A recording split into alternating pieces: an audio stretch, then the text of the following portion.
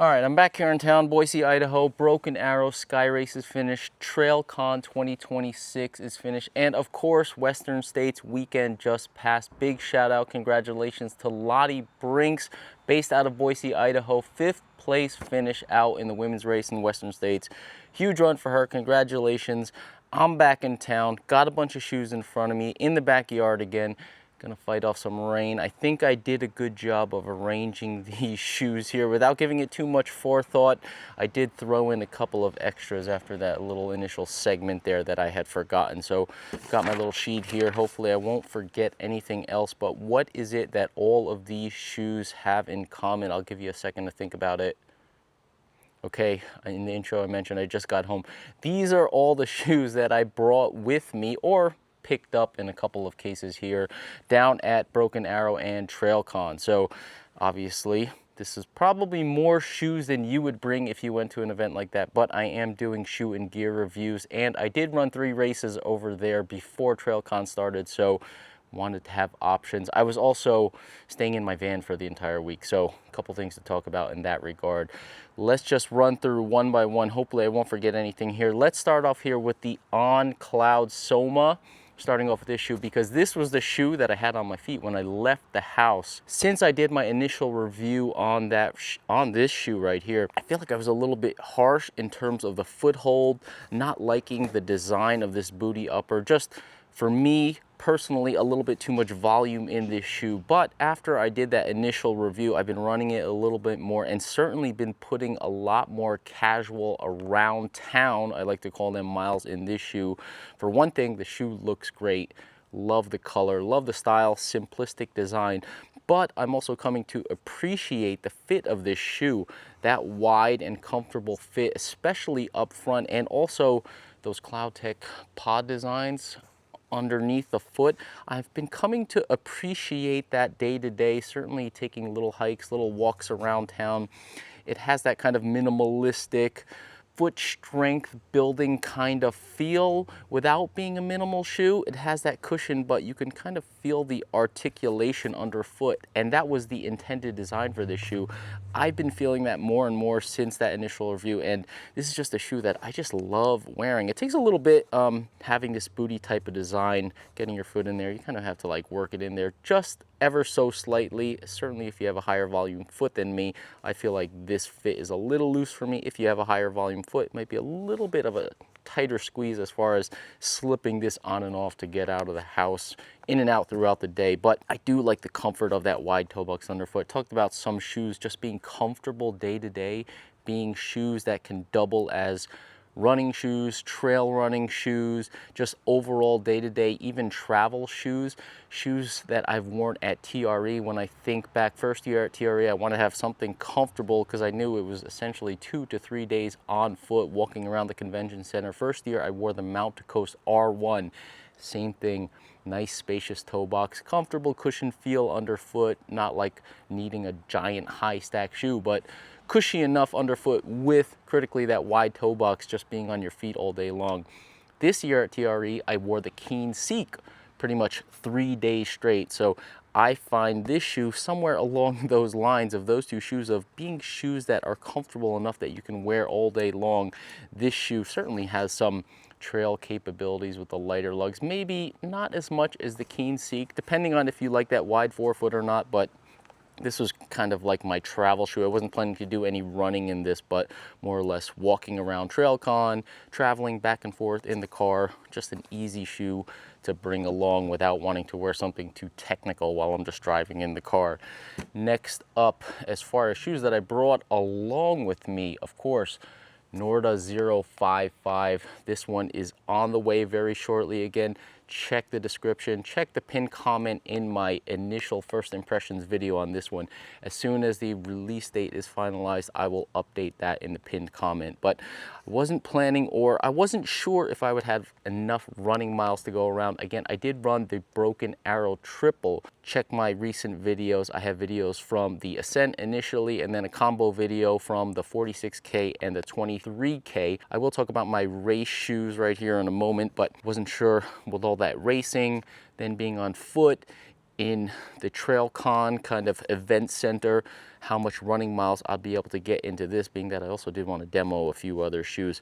But comfortable shoe, continuing my testing on this one. Not much more to add. Again, I didn't get to run in this shoe over the past, say, 7 to 10 days or so, a little bit before and a little bit coming back from TrailCon. So full reviews coming on this way with comparisons. Keep an eye out for those details on the exact release date. I did walk around in them in the village a little bit.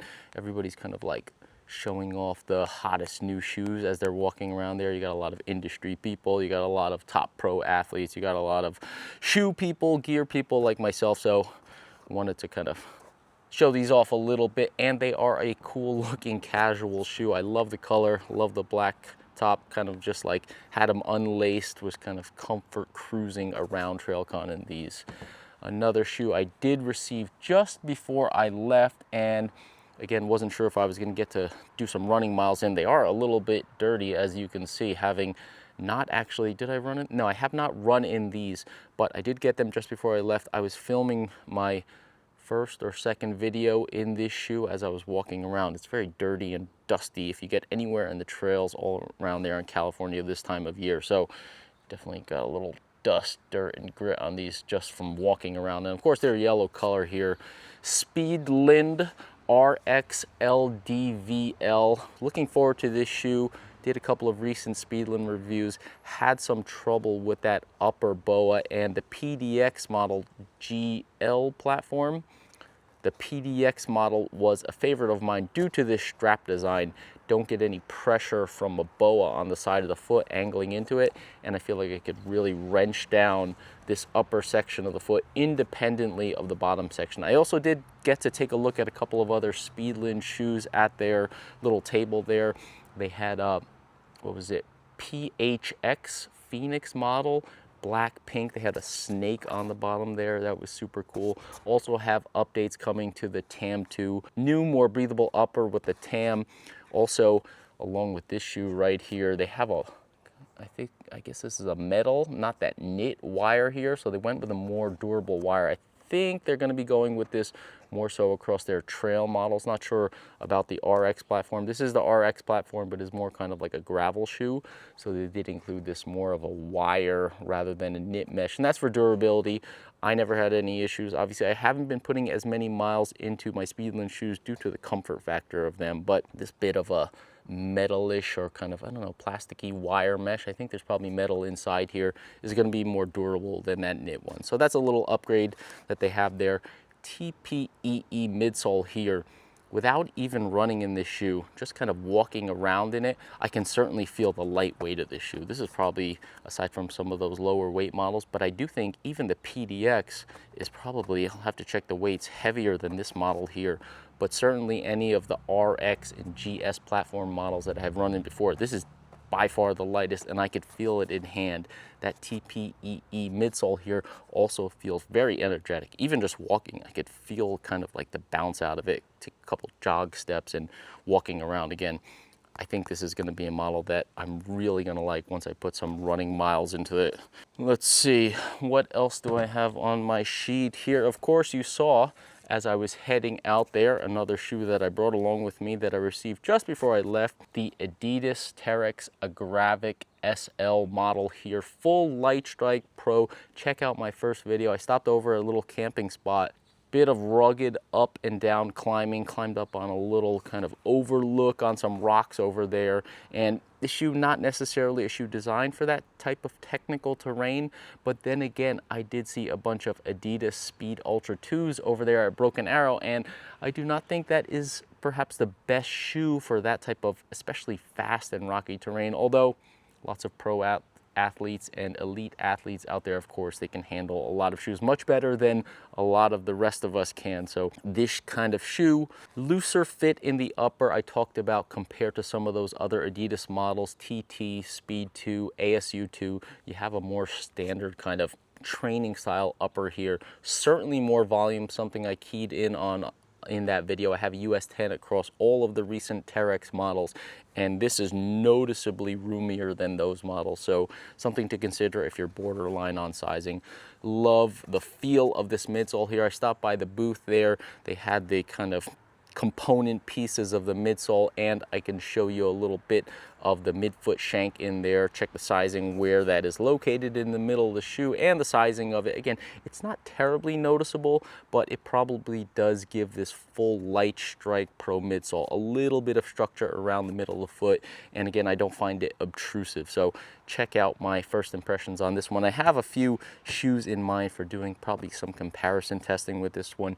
300 V2 from the North Face, S-Lab Ultra Glide 4, and possibly even the Mount to Coast H1. Those 4 shoes are probably in the range of daily training shoes, potentially for a few of them more so than others, maybe a couple more so than others, range for racing and even ultra distance racing. Certainly this one with the stack height, with the Light Strike Pro, certainly a model if you're looking for a non-plated option. You don't like the narrow width of that ASU2. You just like that midsole foam feel underfoot. Light Strike Pro softness and comfort. Maybe a little bit more comfort in the upper as well, because those newer racy Adidas uppers can feel a little bit snug. So check out my first impressions on this one. Again, more trainer range for racing type comparisons on the way. Speaking of Mount to Coast, I mentioned the H1 there. I did get to test out the M1. Got my feet in it for the first time. Did about a 3-mile demo run. I have confirmation my M1 pair has been shipped. It's on the way to my house. I've had some questions in that video. I don't want to jump the gun based on just running 3 miles and pretend that I know everything about the shoe. I talked about the fit as I was on the run in that video, so check that one out. M1 demo run on the channel. Talked about the fit between the different Mount to Coast trail models. I think that's going to be one that's going to lean more towards that long distance ultra comfort. Of course, Mount to Coast multi-day super long ultra distance, that's their bread and butter, so that's what they're going for there. And the T1 is going to lean probably slightly lower, at least based on fit and also based on the midsole, but that is something that I will kind of suss out once I get my test pair. Continuing on with Mount to Coast, you probably see something very interesting here. You might have seen this shoe on my Instagram. I posted a quick picture. I had an opportunity to submit a shoe to the Vibram Mobile Innovation Lab. I think I got that correctly. They essentially had a giant truck there, and they were doing mobile shoe resoling, something that you would do at your traditional cobbler shops. There's a couple of guys that were there. I'll have to put their names down in the description. One guy from California, I think, one guy from Boston, and in the comments I've also noticed there's a guy out in San Juan Resoles out in Colorado that's doing this type of exact thing. So if this is something that strikes your fancy, I talked about it in my C1 review, Mount to Coast C1 with a potential gravel outsole. This is certainly 5 mil lugs here, way more than a gravel outsole. This is a legit monster truck trail outsole. I'm not sure what kind of variations they have in the cobbler shops, but Vibram Mega Grip Elite here, not just regular Mega Grip, so you have a thinner kind of base along the middle here. I will have a video. I've been able to just hike in this shoe so far. I wanted to kind of feel it out, and you could already see I did do a light modification here. I switched out the laces, something I talked about. This is not the C1. It is not a trail shoe, so it has a very comfortable fit. I submitted my US 9.5 for this resoling. Talked about in my review, having a 9.5, they did send me a 10 later on because I felt like the 9.5 was a little bit snug for what this shoe is intended for, that being super long distance running here. But on the trails, I wanted to have that snugger fit if I was going to get this type of outsole put on it. So I submitted my 9.5 for the resoling. This is what I got back. Went ahead and switched the laces. Just in that hike, I feel like if I were to take it in the trails where I would want to be utilizing, taking advantage of this Mega Grip Elite 5 mil lugs, I would want a little bit better fit. Again, being that this is not a shoe that is designed for trails, at least the upper midsole, etc. It does feel good on foot though. This circle cell midsole here of H1 fame, now that I've got this Vibram on it, feels really good out there on dirt. I have to say, you would think this would feel super chunky, but just in kind of one initial hike so far, it feels really good. So I'll probably do a full review video once I get to test this out on the run. Switched in the laces here again for a better upper lockdown. I like this setup here. I think if you were comfort cruising in this shoe, have no issue with the tune fit lacing system. But again, this is a pretty rugged outsole. Probably gonna push this one a little bit, and I wanna kind of more easily tighten this down. The thing with this tune fit lacing system, you have two sections, okay? You can tighten this pretty tight, leave this a little looser, as I've often talked about being my preference, but you critically lose this crossing zone, which is right across the middle of the foot. And I feel like that's something you really want in terms of keeping the upper strapped on top of the foot. You have separate sections and then like no connection in the middle there. And that's something you'll get if you swap in full laces there. So more to come on this Vibram Mega Grip Elite 5mm lug Mountaco C1 here. Let's move on to my racing shoes. Again, I have those two videos out on the channel. Check those out. First race in the Ascent, I went with a NNormal Chirac 02. First race ever in this shoe, actually. I got this shoe, I don't know when I get it, recently in the spring, but the more I've been able to put miles into it, the more comfortable it's been, the more I've come to appreciate how this TPE midsole and the enhanced or increased 2mm of cushion compared to 01 really changes the nature of this shoe, really takes it from being kind of a minimal, which is what I felt about the 01, a minimal type of shoe, to just a pure lightweight kind of shoe. So the Ascent, love this shoe.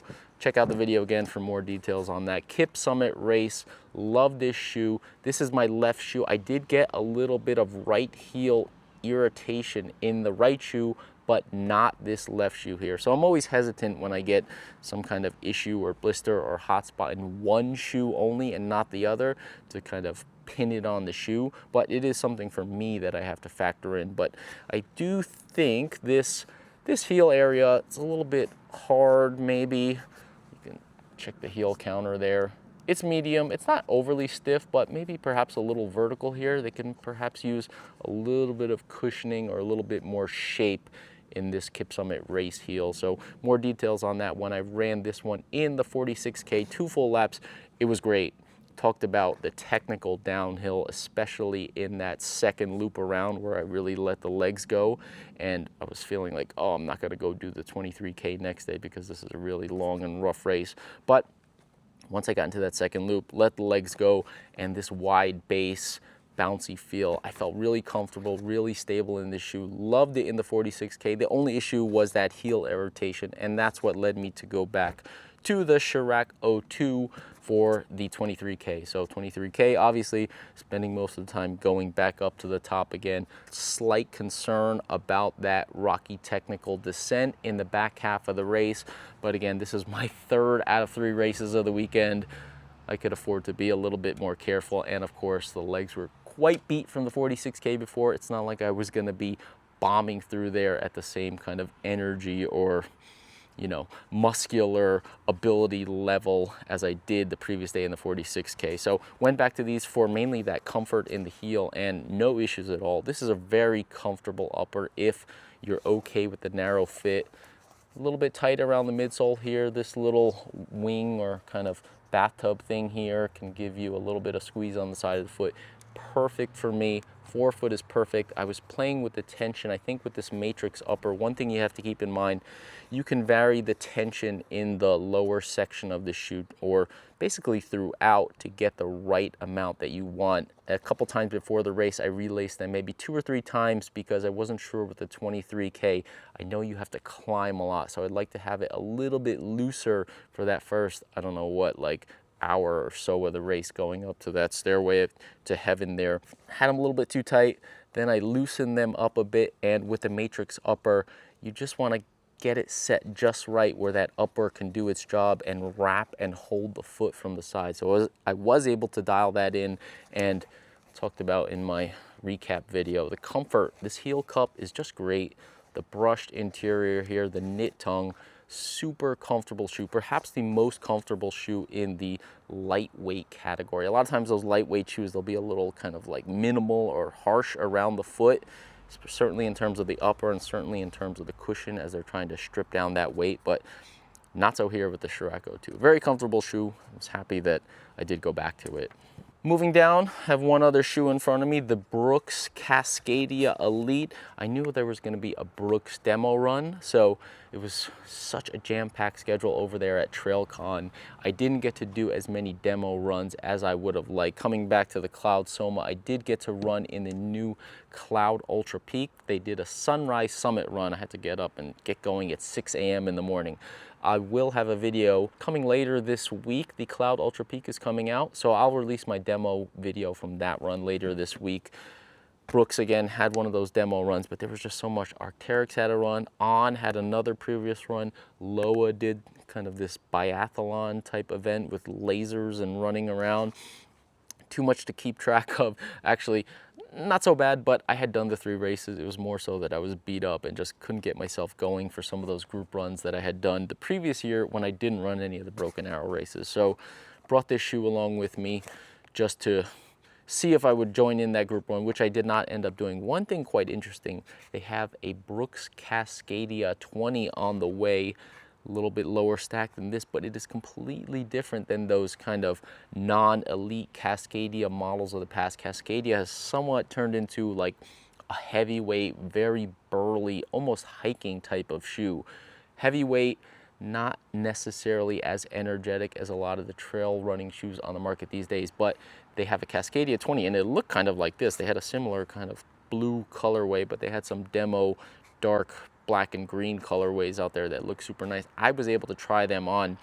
Sizing wise, first thing, in my videos on this shoe, I talked about having a 10 and a 10.5 and preferring the 10.5 due to the, I would say, snug nature of this Matrix upper and just a little bit of tightness up front. I've never worn a 10.5 in a Brooks before, but I do recommend, or I personally prefer having that 10.5, which is a full size up from true to size for me in the Cascadia Elite. I tried on the Cascadia 20 in a US 10, and that's my typical Brooks sizing, and that one fit me perfectly. It has more of that comfort trainer fit, I would say, as far as being another comparison shoe to this Agravic SL. Brooks Cascadia 20, surprisingly, given its recent history of being this more kind of burly trail running shoe, hiking type model, or at least heavyweight running shoe model, it's going to be comparable to this one, I think. They really got some energy into that foam, really stripped down the weight, but it has that more trainer style upper in comparison to this Matrix Elite Racing upper here on the Cascadia Elite. So sizing wise, I'd be probably a half size down in that one and comfortable. I could run a US 10 in this one, but it just feels a little bit snug. Certainly if you're thinking of this for 100 miles, the snugness in the front here, I'd want to go with that 10.5, and again 10 with the Cascadia 20, which I believe, I'll get the details on that shoe. I was able to try it on, but I didn't catch everything on that one. Couple of more things here. This is the Teva Avant Trail Sandal. This is a shoe I brought along with me. I thought it would be a great campsite shoe, and it was. Really loved it for just, I was in the van for a week again, so I'm going in and out, walking around, cooking. I was in 3 different campsites, had a hard time getting reservations all in one spot. Actually, 4 different campsites. So just going in and out of the van, didn't have a shower. I don't have a fancy van, okay? We're talking basic style here. So I was certainly getting in the river to clean up pretty much every day there. Might have missed a couple of days here and there, but certainly climbing into the river, washing off, anything like that, hiking around. Love this shoe. I have a US 9.5. I've had the shoe for a little while. I've been using it for this kind of outdoors thing, walking around, taking the dog for a walk up in the foothills. But I did notice that this part is a little bit ahead of the edge of the ball of my foot. So this is kind of on my pinky toes, and that gives me a little bit pause to actually taking this out on the run. I was able to try on their Road to Trail sandal, R2T, I think they call it, Avant Trail, Road to Trail, and I was curious to try on the sizing. I went down to a 9. It puts me a little bit closer up front, but not to the point where I'm like hanging off. I'm just on the edge there, and I think that's okay in a sandal because you don't have the upper kind of squeezing down and around the foot. With smaller sizing, it's more or less the upper that pinches the sides. With a sandal, you can be a little bit more open with that. You just don't want to be hanging over the edge. I'm not an expert on Teva sandals, but critically, and I think they were mentioning they had adjusted the location of this front point here. It's the lateral side of my foot. I think they move it a little touch back is what they were telling me, and being a size down, this was more so on the ball of my foot rather than as it is in this model at a 9.5, which is my true to size. Talk about 9.5 or 10. This is my smaller sizing, 9.5 here. This is like on my toe. So it's like pushing that pinky toe right here versus being on the ball of my foot, which is what I think I would want to have if it were to actually run in this. So I'm going to try to get a hold of one of those road to trail sandals there, and I think that'll be better. They have a little bit less of this knit material around the top of the foot. When I was going in to do my little river cleanups and stuff, this would get obviously soaking wet, and there's a lot of material here, so I had to like leave it out and try to dry it up here and there. But other than that, I like this shoe. One thing as far as camping, I made a note that I want to bring some slides next time. Specifically, I got these Hoka Aura Primo sandals. They look a little weird. I got these, and honestly, I thought I would never use them, but honestly, these are my backyard shoes. I leave them on the back porch, and it's just easy to slide in and out of them. Obviously, you can tell it's not super hot here. They're a little bit warm for summer temperatures, but early in the morning, we have cool mornings out here. I have to do something in the backyard or late in the evening. It's just so easy to slide in and out of, and certainly throughout the spring and colder months, if I had to go out real quick, take the garbage out, like run to the garage for something, it's warm enough that it's comfortable that I could slide these on and don't have to put on anything crazy just to go in and out. So I did make a note, next trip in the van, I'm gonna bring these along with me, because nighttime, don't have a bathroom in the van either, have to run to the bathroom or just like grab something in and out early in the morning, set up, wake up in the morning. It's a little easier to slide in and out of this type of sandal. Also have my Norda 008s, but I think having the closed toe box, a little bit of warmth here and a little bit of a outsole here would be comfortable and a little bit warm around the campsite. This time I found myself kind of like standing on this a lot, and this is great. Obviously this is designed for running and just, you know, strapping them on your feet and going around. But if you're going in and out in something like a campsite scenario, I think these are super great sandals. So I'm glad to have these. Probably see these, or at least I'll bring these on my next kind of van camping or run venture trip. Last one here, Nike ACG Zagama here. They're not calling this the Zagama 3, I was told. So the next one after this, which is in development, will be called the ACG Zagama 2. So this is the third iteration of the Zagama line, but they're calling it the new ACG Zagama. So a lot of questions on this one. High cushion. I've got a US 10 here. Certainly I can confirm this is quite a wide toe box. I've got my, let's see here, I've got my Killian Creepers toe socks in here. Went for a hike in these. I've been so beat up. I've been trying to take it easy as I come back here. Walking around, hiking in these, and I can confirm, certainly a toe box that can easily fit a Creepers toe sock. Talk about using or liking to use Creepers in my Topos, Ultras, wide, comfortable toe boxes. I think I could easily go with Creepers in this Agravic SL as well. Certainly Mountaco C1, but this is another one. They've widened out this toe box, so if having a narrow kind of squeeze, certainly I found that more so in the first version of the Zagama, a little bit in the second. In the second, I was able to mitigate it with a little bit of keeping the laces loose. This one, they really changed the shape up front, so I could really tighten down the laces, give myself that secure fit. Again, more testing to come on this one, but I could really tighten the laces down to get the fit versus having to loosen them up to get comfort here. And I've been kind of walking around in this Creepers toe sock. So plenty of toe box space here in the US 10. I suspect I could even go with the US 9.5 in this shoe. Wear some thinner socks, of course, and I would be quite comfortable in this. But looking forward to this. I got the breakdown of the ZoomX foam and the EVA carrier. A lot more ZoomX in the mix here. They have the EVA carrier wrapping around the side here, but underneath it's quite thin. So inside the shoe, it's not like you have this much ZoomX and this much of that EVA carrier. It's really a bathtub design, and on the bottom, the EVA is super thin. So you got a lot of ZoomX underfoot, a lot of comfort underfoot. I think overall this shoe with the tongue design, all the padding around here, it's not a lightweight shoe, but leaning into ultra long distance comfort miles on this one. I did also pick up some Radical Airflow. That was everywhere. If you were at Broken Arrow, especially being an ACG event, you saw all the Nike employees kitted out in ACG, all the athletes out on the course in ACG Radical Airflow, and got one of those shirts, got the Caleb Olson shirt, and I got the hat. So probably a Zagama 3 Radical Airflow test. I have not run in it.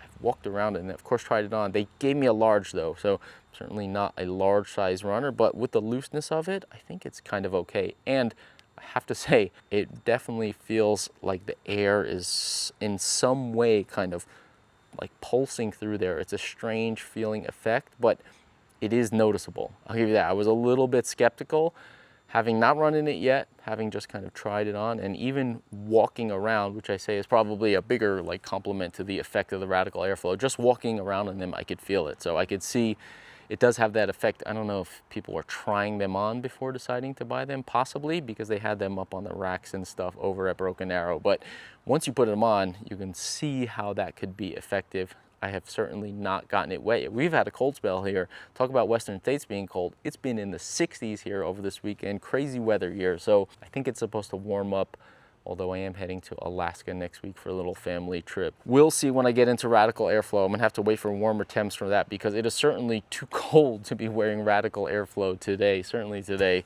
with this cloudy weather and colder temperatures. So I'm gonna save that for the Boise heat, which there will be plenty of later in the summer.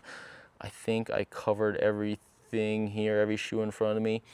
Thank you for tuning in. I thought this would be interesting to talk about what I brought along with me, what I picked up over at that Broken Arrow TrailCon event. If you have any questions, let me know down in the comments. I have a couple of things in the pipeline, certainly also some cool gear and apparel to test out and do some reviews on the channel for. Thank you for tuning in. I will see you next time.